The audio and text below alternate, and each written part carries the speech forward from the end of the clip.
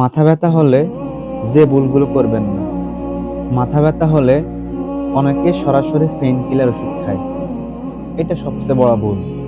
প্রথমে আপনি বুঝুন কি কারণে মাথা ব্যথা।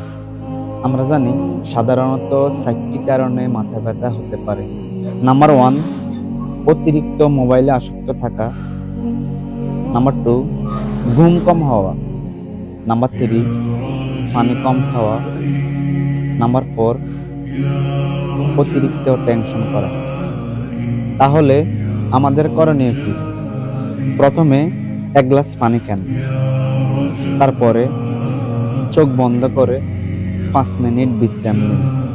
তারপরেও যদি ব্যথা না কমে তাহলে পেইন রিলিফ ওষুধ নিতে পারেন।